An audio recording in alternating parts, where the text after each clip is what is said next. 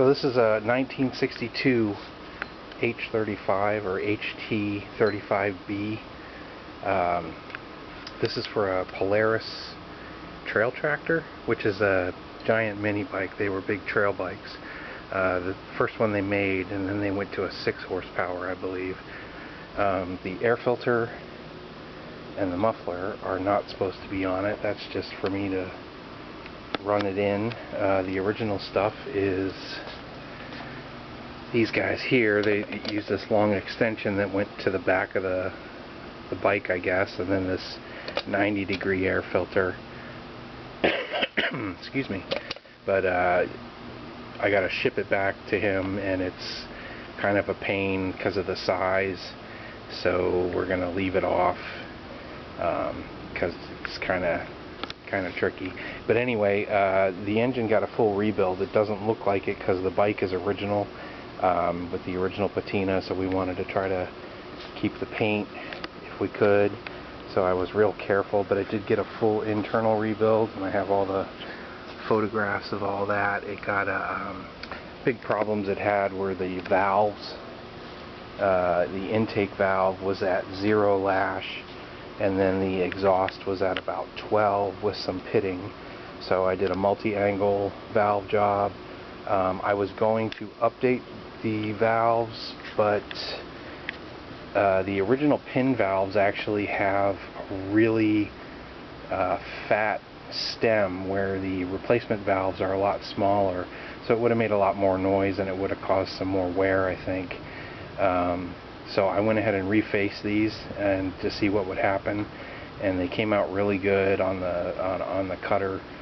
So even with a little pitting on the exhaust valve, I didn't have to take too much off. So I got those set, and I set them all around 7 thousandths for this one, not too tight and not too loose. Also did a recondition the cylinder. It was pretty straight. It was only out by like a 1/1000th or 1.5 thousandths at widest. So I redid that, and then I used a brand new piston and a brand new set of rings. I trued out the deck surface, the head, to get the warps out. This particular head design, these early engines, they warp worse than the later ones did, where they made the corrections, where they still warped. So I got all that taken care of. So it has a little more compression. It seems to be running fine with it. Even revving it up, the pin valves are doing fine. The carburetor on this one is a genuine Tecumseh, but it's a new one. I did a alteration to put the correct choke lever on it, and place the elbow where it's supposed to be, and a few other corrections that needed to be made. He did want to save the original Walbro carburetor, but there's a throttle plate issue or a throttle shaft issue that I can't find that correct shaft, and I don't want to have that slop there because that sucks air. He was having problems with the way this was running. The ignition system, this is supposed to be a Phelan ignition.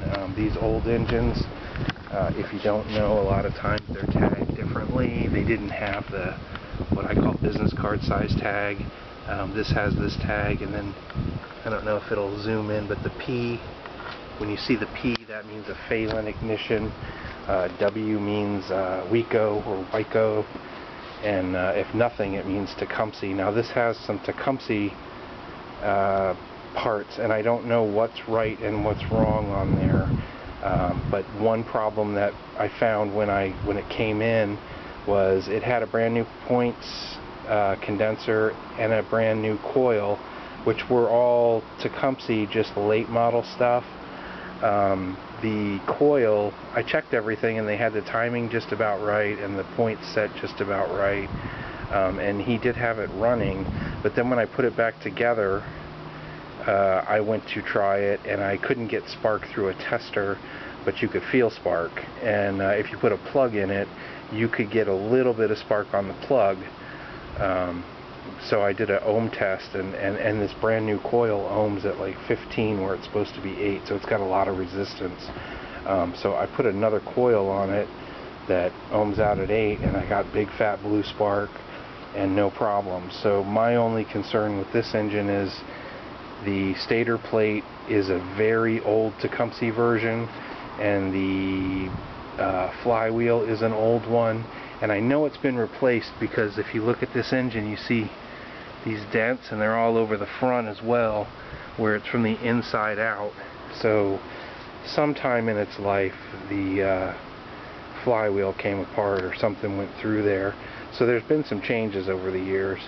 So my only big concern is if that stator plate for some reason causes a coil to change the resistance, like maybe makes it run differently. I don't know. I've never had that issue before.